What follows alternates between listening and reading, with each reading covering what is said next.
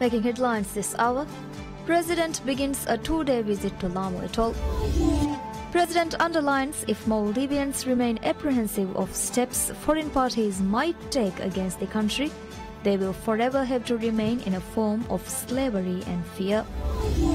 And Defence Minister reveals authorities are investigating an Air India aircraft landing on an uncommissioned runway under construction is a serious case.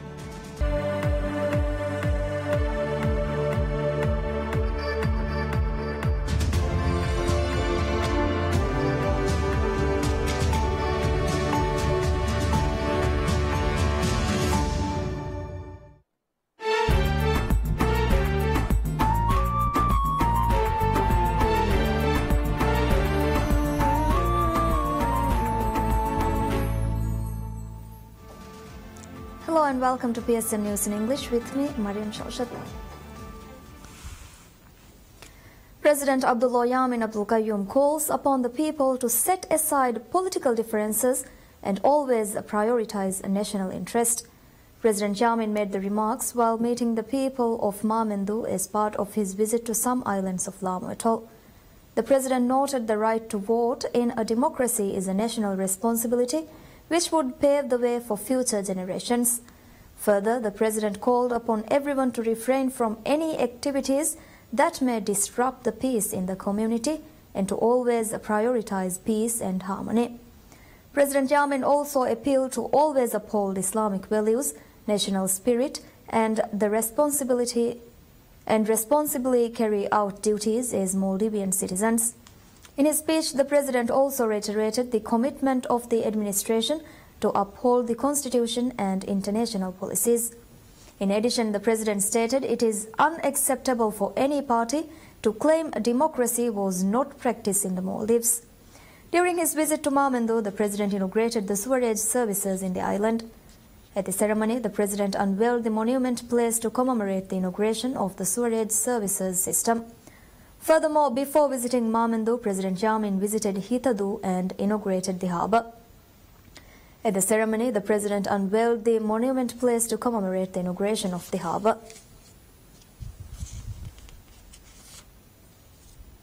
President Abdullah Yamin Abdul Qayyum inaugurates the harbour of Maldives. At the ceremony, President Yamin unveiled the monument placed to commemorate the inauguration of the island's harbour. The president visited Maldives as part of his two-day visit to some islands of Lamu Atoll. Prior to the visit, President Yamin visited Hitadu and inaugurated the harbour. He further visited Mamindu and initiated the sewerage services. President Abdullah Yamin Abdul Qayyum pledges the airport in Kaddu will be upgraded to an international standard airport if he secures a second term in office. Addressing the citizens of Tundi in Gang, President Abdullah Yamin said the airport in Kaddu will be upgraded to accommodate the largest aircraft in operation within the first 2 years into his second term in office. Furthermore, the president stated every citizen seeks development, adding a lack of land owned by the citizens proves to be an obstacle in enhancing the opportunities available. In this regard, the president revealed 400 plots of land will be handed over to the citizens from Gun in the next 2 weeks. The president further noted the efforts of the government to fulfill the basic necessities of the citizens. The president revealed only $2.26 million was spent for the development of Gun before 2013, while nearly $40 million was spent for the development of the island by the current administration.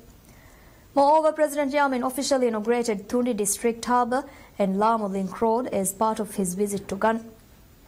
After inaugurating the Lamu Link Road, the president drove to Fonadu from Gun.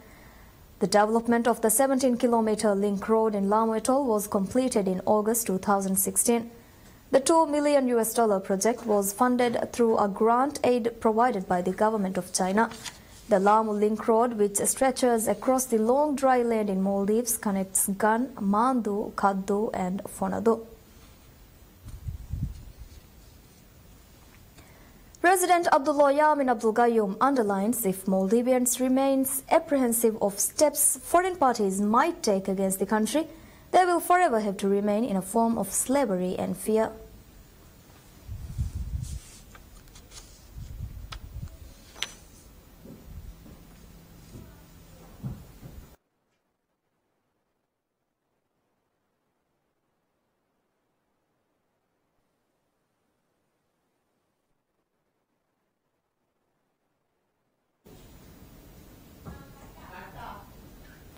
Addressing the rally held by Progressive Party of Maldives PPM, President Abdullah Yamin noted action taken by foreign parties against Maldives does not exempt from the country from the extensive blessings of Allah Almighty.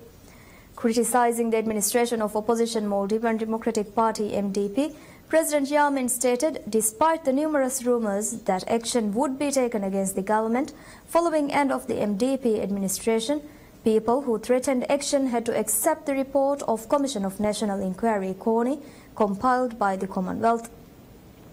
Furthermore, citing the debt in the country and responding to critics, President Yamin noted the debt was over $1.87 billion when he assumed office in November 2013.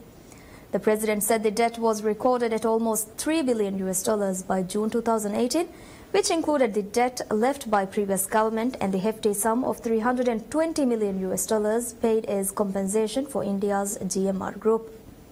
Therefore, the president revealed the total debt generated by his administration over the past 5 years only amounts to $776 million. The president expressed that Maldives, being a small country with few resources, has to depend on aid and loans provided by international partners and foreign investment to develop the country. He assured the administration has the formula to repay the loans and assured to continue the development efforts in his second term in office. During the function, former parliamentarian Alhan Fahmi joined PPM along with 1,000 people from Hulumale and another 250 people from Tinadu in Gafudalo atoll. The rally held in Carnival area was attended by over 30,000 supporters. President Abdullah Yamin Abdul Gayoom pledges to grant 500 get-set loans for 1,000 youth if he secures a second term in office. Speaking at the rally held by Progressive Party of Maldives PPM, President Abdullah Yamin noted that 70 get-set loans were issued to 140 youth during his first term in office. The president said he wishes to increase the number of youth involved in start-up businesses and pledged to increase the loan scheme for 1,000 youth. Speaking at the ceremony, the ruling party candidate noted the opposition coalition are alarmed at the importance given to the advancement of youth interest by the government. He said the development is pursued around the enhancement of facilities and services provided by the youth and pledged to keep on making the youth the key figures in the society. Moreover, the president said during his term, Maldivian youth were acknowledged, empowered and made part of the nation's journey towards progress, highlighting the efforts of current administration on providing greater opportunities for the youth in all areas. President Yamin noted the recently opened Sinamale Bridge symbolizes the capability of Maldives to be among the top regional contenders in terms of development. The president further said the bridge is a heritage of all Maldivians. Moreover, the president highlighted the progress of the Velana International Airport Development Project and noted the potential benefits it will bring on completion of the project. Running mate of Progressive Party of Maldives PPM, Dr. Muhammad Shahim Ali Said highlights the opposition coalition is formed of rivals who are competing with each other and consists of traitors.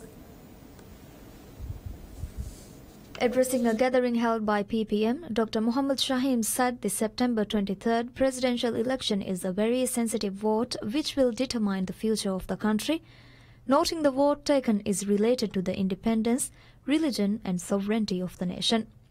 Suggesting the opposition coalition would bring further chaos to the country, Shahim said opposition leaders does not promote the best interests of the country. He noted the public appreciates the development brought to the country and highlighted his belief the president will win the presidential election with a vast majority. Noting President Yamin has the backing of Islamic scholars, the running mate highlighted there are a few number of Islamic scholars preaching with alignment of their political views. Shahim urged those scholars to stop political preachers by misinterpreting religious scriptures. He noted the opposition coalition is formed of individuals and parties who does not respect Islamic principles and values and questioned why some scholars are backing the opposition candidate. He said President Yamin is the only candidate who has the knowledge and the philosophy to govern Maldives. Dr. Shaheen said to continue the rapid advancement and the development of the country, it is vital to re-elect President Yamin to a second term. The rally was held as part of the campaign efforts to re-elect President Yamin to a second term in office. Over 30,000 supporters of the president attended the rally held at the Carnival area in the capital, Malé city. Elections Commission of Maldives opens opportunity for representatives of presidential candidates to sign the voters list for the presidential election. Elections Commission said it has opened until September 12 to sign the final voters list. Speaking to media on the latest information regarding presidential election, President of Elections Commission of Maldives, Ahmad Sharif, stated 78 complaints were filed during the re-registration process, adding arrangements have now been made for the candidates to sign the final list compiled after addressing the complaints. According to Ahmad Sharif, Elections Commission will provide signing services for 24 hours until September 12th. The electoral body has granted permission for 25 representatives per candidate to sign the list. Noting preparations are almost over for the presidential election, Ahmad Sharif revealed voting papers will be sent out for printing next week. Moreover, Elections Commission revealed every candidate will be given the opportunity to hold a pool of 50 officials. Highlighting many complaints were recovered regarding officials during past elections held in Maldives, Sharif noted a reserve pool of 300 officials will be selected to avoid any issues which may be faced during the polling day. The electoral body said 85 international observers and monitors, 2,680 local observers and 3,614 local monitors, in addition to 849 candidate representatives, will be active in the presidential election scheduled to be held on September 23rd. Minister of Defence and National Security Adam Sharif Umar reveals authorities in Maldives are investigating an Air India aircraft landing on an uncommissioned runway under construction as a serious case. The Airbus A320neo aircraft operated by Air India landed on the runway under development at Velana International Airport. The airplane landed on the new runway while some construction was underway. However, according to Maldives Airports Company Limited MACL, there were no casualties in the incident, which is now investigated by Civil Aviation Authority. Following the incident, both pilots have been taken off duty and an inquiry is conducted by authorities. MACL said the aircraft has been grounded in Maldives subject to rectification and flight safety clearance. MACL further stated the runway uncommissioned and under construction, adding the runway is unfit for operations. In this regard, MACL expressed certain permits must be attained before starting flight operations on the new runway. However, MACL is now preparing to conduct test flights on the new runway. Over the years, Air India has faced debt and employee strikes due to a dip in profits, followed by delays in salaries, allowances and bonuses. As recently as August 17th, a section of Air India pilots have threatened to stop operations if their flying allowance dues are not paid immediately, alleging that while the salaries and perks of other employees are paid in full albeit with a delay, the same for the pilots and cabin crew are ignored, despite the fact that flying allowances of these two licensed categories of employees form a major chunk of their salaries. Meanwhile, it has been reported the Government of India is mulling strategic sale of Air India subsidiary Air India Air Transport Services to raise funds and help lower the debt of the national carrier. A strategic sale of AIATSL, which provides ground handling services, is being planned as part of the turnaround scheme for Air India. Furthermore, India failed to attract any bids for the national carrier, despite extending the deadline to May 31st in an attempt to complete the sale process by December 2018. The airline has debts of over $31 billion by the end of March 2017. Maldives Ports Limited MPL commences public bus services on Sinamale Bridge. According to MPL, bus services are free for the next 5 days to travel from Malé through Hurule to Hurumale. The bus terminal operated by MPL is located at Malé Industrial Village. CEO of MPL Ibrahim Abdulrazak Halim stated the bus schedule and fees will be published after 5 days. MPL further said smart card system service will also be introduced along with the bus services. Moreover, MPL stated bus services will be available during day and night on a daily basis according to schedule. MPL said 22 buses will be used for the operation, out of which 9 buses have already been brought to Maldives, adding 50-seat buses and 70-seat buses will be used for the bus service on Sinamala Bridge.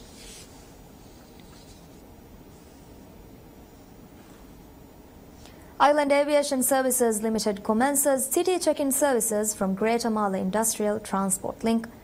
Island Aviation has set up 2 check-in counters to provide city check-in services. Speaking regarding the new services, Head of Facilities of Island Aviation Ali Nashat Hamid stated, passengers travelling on domestic and international flights can now check in from the counters in Greater Male Industrial Transport Link. In this regard, Nashat revealed passengers travelling on all Maldivian flights from Velana International Airport VIA can check in their luggage 4 hours prior to scheduled departure time and collect their boarding passes from the city check-in location. Ali Nashat stated the service will be closed 90 minutes prior to the departure time. In addition, Nashat stated the luggage will then be carried by airline buses to VIA, which will ease the luggage handling by passengers. Furthermore, Nashat said the city check-in services will further be enhanced even though the services were commenced with just 2 counters. In this regard, Nashat added, discussions are underway with Maldives Ports Limited MPL to increase the number of buses travelling to Hurule. Moreover, he noted Island Aviation has taken a step forward with the introduction of the new service and advised all passengers to be alert of bus timings from Male to Hurule. It would not be an overstatement to say that Sinamala Bridge would prove to be most convenient for commuters between Male City and Hulumale. When Sinamala Bridge was officially opened for public transportation on Friday afternoon, the usually congested Hulumale ferry terminal was unusually quiet. One of the biggest developmental projects conducted in Maldives, the Sinamala Bridge, is expected to usher economic development and revolutionize transportation in the Greater Male region. Prior to the construction of Sinamala Bridge, the journey to and from Hulumale via ferry proved to be a difficult feat for many. Commuters had to risk the journey on troubled waters regardless of sun or rain.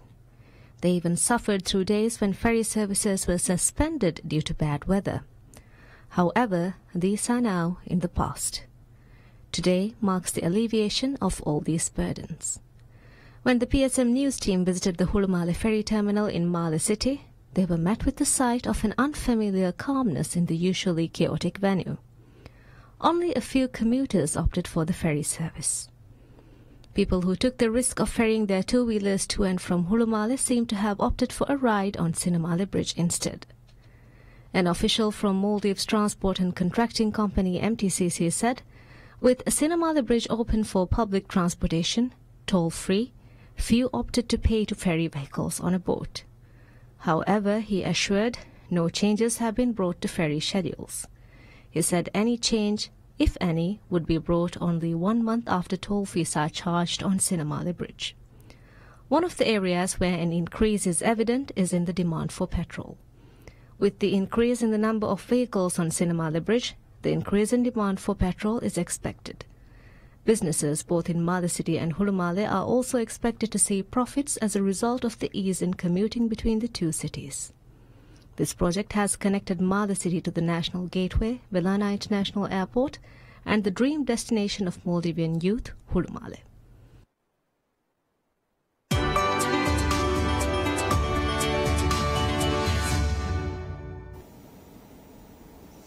World Trade Organization lauds China's efforts to integrate into the global multilateral system, commending the country's policy for supporting free and open trade and hailing its prosperous development in recent decades.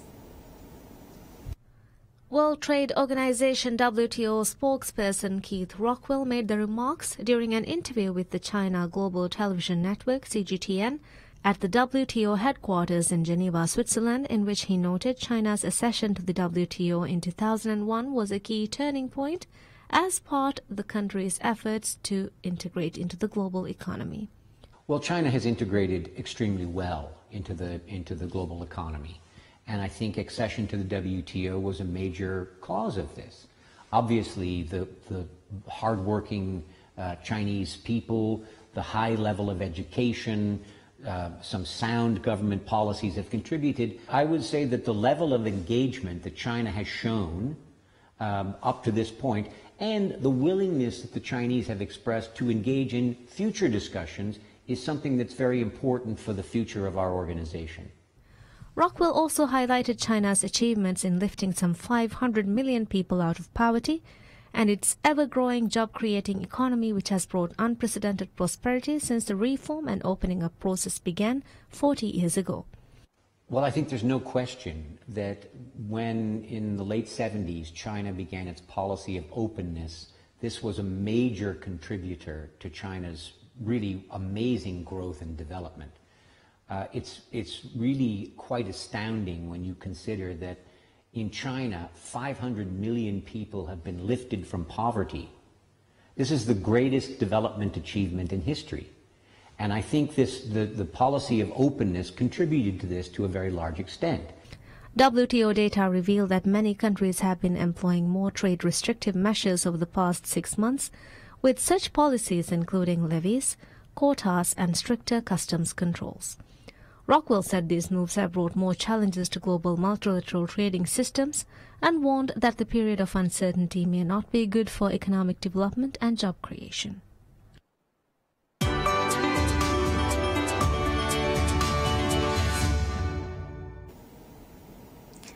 And analysts say millions of civilians are at risk as conflicts continue in Syria's Idlib, which is the last rebel stronghold in the war-torn country.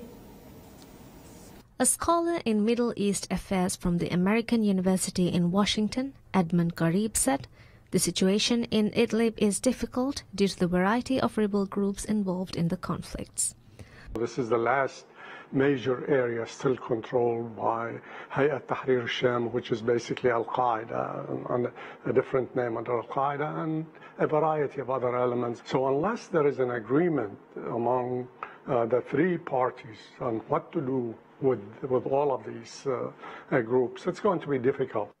Garib referred to the three countries of Turkey, Russia and Iran, which had a leaders' summit in Tehran to seek solution to the civil war in Syria, yet failed to reach an agreement on the ceasefire in Idlib region. The scholar noted that intensified military presence and increased airstrikes in the region prompted fears that an imminent offensive by the Syrian forces aided by Russia is likely to take place. Garib said the region is likely to become a bloodbath amidst the escalating hostilities, threatening the 3 million people, mostly civilians, living in it. Despite the predictions or the expectations of many that there's going to be a bloodbath, there were agreements. Yes, people died, but there was nothing compared to what happened in Raqqa or what happened in Mosul. But it seems that sometimes this is used also. While there are genuine, legitimate humanitarian concerns, there are efforts to use this issue to prevent the Syrian government, from regaining control over its territory. And this is what makes this complex.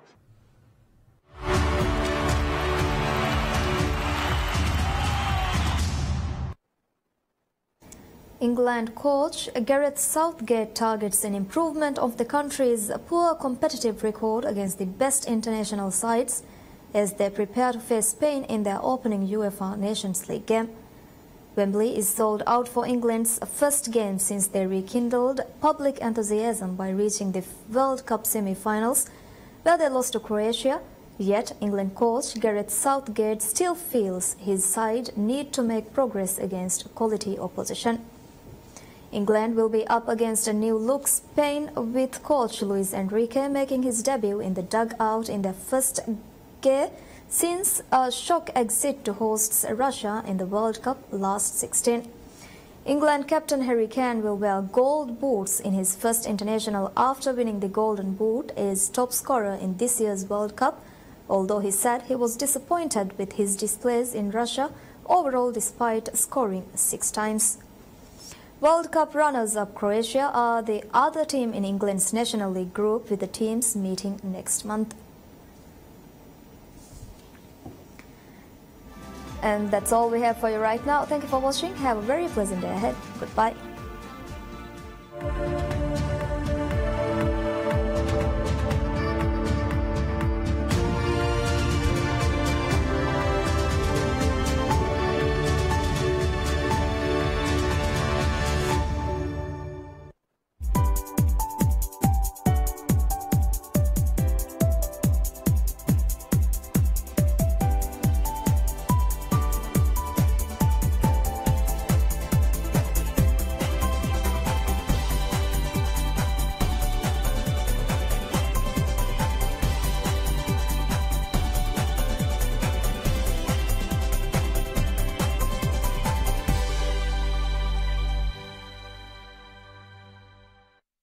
Doctor अब्राशिम अली शहीद कुरवणता मधु गडीर के तेरेगा हकीकत का गादिर हैदर को रहिजे गादिर का किबे पुरिया हकीकत के में सिहिजे एहन नमवेस